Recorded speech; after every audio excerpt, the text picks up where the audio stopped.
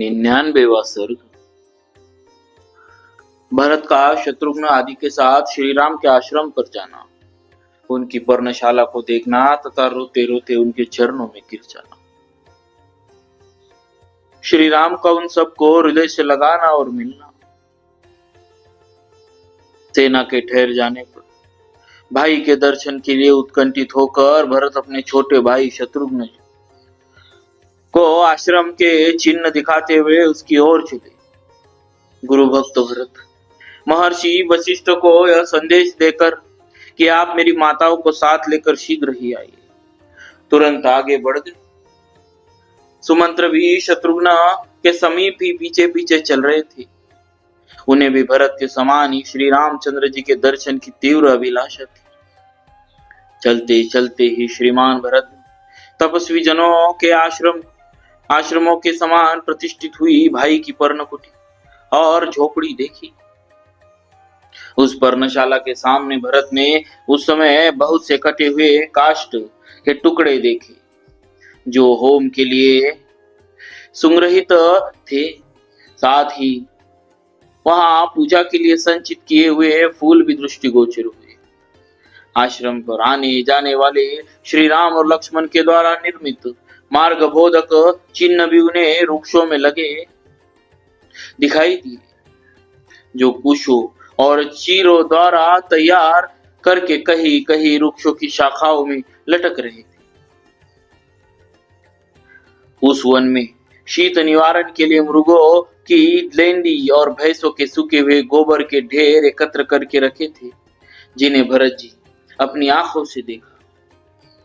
उस समय चलते चलते ही परम कांतिमान महाबाहु भरत ने शत्रुघ्न तथा संपूर्ण मंत्रियों से अत्यंत प्रसन्न होकर कहा, जान पड़ता है कि महर्षि भरद्वाज ने जिस स्थान का पता बताया था वहां हम लोग आ गए। मैं समझता हूँ मंदाकिनी नदी यहाँ से अधिक दूर नहीं है। वृक्षों में ऊंचे बंधे हुए ये चीर दिखाई दे रहे। अतः समय बेसमय जल आदि लाने के निमित्त बाहर जाने की इच्छा वाले लक्ष्मण, जिसकी पहचान के लिए चिन्ह बनाया है, वह आश्रम को जाने वाला मार्ग यही हो सकता है। इधर से बड़े बड़े दांत वाले वेगशाली हाथी निकलकर एक दूसरे के प्रति गर्जना करते हुए इस पर्वत के पार्श्व भाग में चक्कर लगाते रहते। अतः उधर जाने से रोकने के लिए लक्ष्मण ने ये चिन्ह बनाए होंगे। वन में तपस्वी मुनि सदा जिनका आधान करना चाहते हैं, उन अग्निदेव का यह अति सघन धूम दृष्टिगोचर हो रहा। यहाँ मैं गुरुजनों का सत्कार करने वाले पुरुष सिंह आर्य रघुनंदन का सदा आनंद मग्न रहने वाले महर्षि की भांति दर्शन करूंगा। तदनंतर रघुकुल भूषण भरत दो ही घड़ी में मंदाकिनी के तट पर विराजमान चित्रकूट के पास जा पहुंचे और अपने साथ वाले लोगों से इस प्रकार बोले, अहो मेरे ही कारण पुरुष सिंह महाराज श्री रामचंद्र इस निर्जन वन में आकर खुली पृथ्वी के ऊपर वीरासन से बैठते हैं। अतः मेरे जन्म और मेरे जीवन को धिक्कार है। मेरे ही कारण महातेजस्वी लोकनाथ रघुनाथ भारी संकट में पड़कर समस्त कामनाओं का परित्याग करके वन में निवास करते। इसीलिए मैं सब लोगों के द्वारा निंदित हूं। अतः मेरे जन्म को धिक्कार है। आज मैं श्री राम को प्रसन्न करने के लिए उनके चरणों में गिर जाऊंगा, सीता और लक्ष्मण के भी पैरों पड़ूंगा। इस तरह विलाप करते हुए दशरथ कुमार भरत ने उस वन में एक बड़ी पर्णशाला देखी, जो परम पवित्र और मनोरम थी। वह शाल, ताल और अश्वकर्ण नामक वृक्षों के बहुत से पत्तों द्वारा छाई हुई थी। अतः यज्ञशाला में जिस पर कोमल कुश बिछाए गए, उस लंबी चौड़ी वेदी के समान शोभा पा रही थी।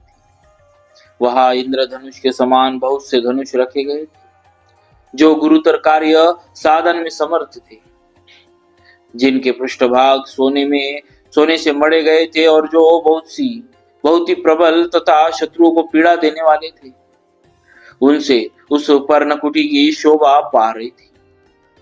वहां तरकसों में बहुत से बाण भरे थे, जो सूर्य की किरणों के समान चमकीले और भयंकर थे।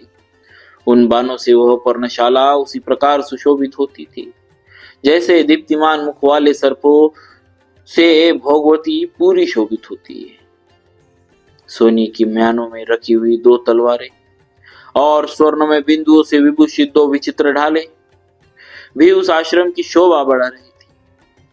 वहां गोह के चमड़े के बने हुए बहुत से सुवर्ण जटित दस्ताने भी टंगे हुए थे, जैसे मृग सिंह की गुफा पर आक्रमण नहीं कर सकते, उसी प्रकार वह पर्णशाला शत्रु समूह के लिए अगम्य और अजेय थी।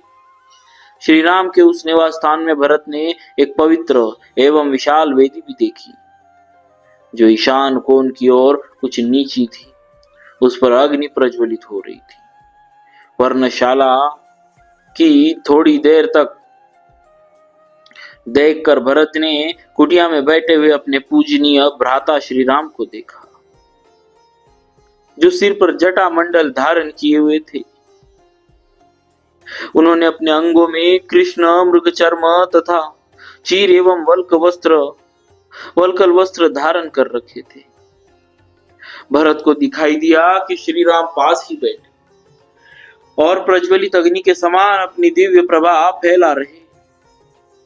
समुद्र पर्यंत पृथ्वी के स्वामी धर्मात्मा महाबाहु श्री राम सनातन ब्रह्मा की भांति कुश बिछी हुई वेदी पर बैठे थे।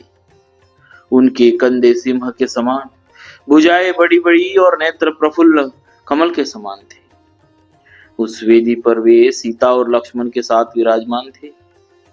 उन्हें इस अवस्था में देख धर्मात्मा श्रीमान कैकेयी कुमार भरत शोक और मोह में डूब गए तथा बड़े वेग से उनकी ओर दौड़े। भाई की ओर दृष्टि पड़ते ही भरत आर्तभाव से विलाप करने लगे। वे अपने शोक के आवेग को धैर्य से रोक न सके और आंसू बहाते हुए गदगद वाणी में बोले, हाय, जो राजसभा में बैठकर प्रजा और मंत्री वर्ग के द्वारा सेवा तथा सम्मान पाने के योग्य है, वे ही ये मेरे बड़े भ्राता श्री राम यहाँ जंगली पशुओं से घिरे हुए बैठे। जो महात्मा पहले कई सहस्त्रों वस्त्रों का उपयोग करते थे, वे अब धर्माचरण करते हुए यहाँ केवल 2 मृग चर्म धारण करते हैं। जो सदा नाना प्रकार के विचित्र फूलों को अपने सिर पर धारण करते थे, वे ही श्री रघुनाथ जी इस समय इस जटाभार को कैसे सहन करते हैं। जिनके लिए शास्त्रोक्त यज्ञों के अनुष्ठान द्वारा धर्म का संग्रह करना उचित है, वे इस समय शरीर को कष्ट देने से प्राप्त होने वाले धर्म का अनुसंधान कैसे कर रहे हैं। जिनके अंगों की बहुमूल्य चंदन से सेवा होती थी, उन्हीं मेरे पूज्य भ्राता यह शरीर कैसे मल से सेवित हो रहा है। हाय, जो सर्वथा सुख भोगने के योग्य है, वे श्री राम मेरे ही कारण ऐसे दुख में पड़े हैं। ओ, मैं कितना क्रूर हूं, मेरे इस लोक निंदित जीवन को धिक्कार है। दुखी हो गए। इस प्रकार विलाप करते करते भरत जी अत्यंत दुखी हो। उनके मुखार बिंद पर पसीने की बूंदें दिखाई पड़ी। वे श्री राम जी के चरणों तक पहुंचने के पहले ही पृथ्वी पर गिर पड़े। अत्यंत दुख से संतप्त होकर महाबली राजकुमार भरत ने एक बार दीनवाणी में आर्य कहकर पुकारा, फिर वे कुछ न बोल सके। आंसुओं से उनका गला रूंध और उनकी सेवा की रीति देखी। राजा ने श्री करमैती बाई जी का समाचार पूछा। श्री राम जी की ओर देखकर राम जी ने रोते रोते सब बात कही कि वे तो भगवान श्याम सुंदर श्री कृष्ण के प्रेम रंग में रंग गई है। उनसे कुछ राजा के नेत्रों से आंसू गिरने लगे। उसने कहा, मुझे श्री वृंदावन जाकर दर्शन करने की आज्ञा दीजिए। श्री परशुराम जी ने मना किया। श्री तब राम राजा ने पुनः कहा, उन मुझे दोनों को जाने उठाकर दीजिए, छाती से लगा दिया। कृपया मुझे जाने दीजिए। फिर वे भी मैं जाकर नेत्रों से समझा आंसू बुझाकर की यहाँ ले धारा आऊंगा, बहाने लगे। तो मेरा बड़ा सौभाग्य होगा। तत्पश्चात राजकुमार श्री राम तथा दर्शन कर लक्ष्मण उस वन में सुमंत्र और दर्शन निषाद कर राज पुरुष से वापिस मिले। लौट आऊंगा। मेरे मानो मन में आकाश में सूर्य दर्शन और की चंद्रमा बड़ी भारी इच्छा शुक्र हो। और बृहस्पति से मिल रहे ऐसा हो। कहकर राजा श्री वृंदावन को युद्धपति आया गजराज और बैठकर उसने यात्रा यहाँ करने आकर योग्य देखा कि श्री उन चारों कर्मेती जी राजकुमारों को यमुना के विशाल तट वन पर में आया खड़ी, दे। उनसे समस्त वनवासी उनके नेत्रों हर्ष से आंसुओं छोड़कर की धारा बह रही। शोक के आंसू बहाने उनका रूप कुछ और ही प्रकार का हो गया है। इस प्रेम प्रकार के उमंग में डूब रही। श्री वाल्मीकि ने अब राजा कहे तो क्या आर्ष कहे। रामायण राजा ने प्रार्थना आदि की काव्य के कि कुछ सेवा करने की आज्ञा दो। सर्ग पूरा श्री कर्मेती जी ने कहा, बोलिए तुम्हारी किसी भी प्रकार की सेवा की आवश्यकता नहीं। इनके बार बार बहुत मना करने पर भी राजा ने अपनी इच्छा से ब्रह्मकुंड के निकट ही एक कुटी बनवा दी और उसके बाद अपने देश को लौट आए। श्री कर्मेती जी के दिव्य भगवत प्रेम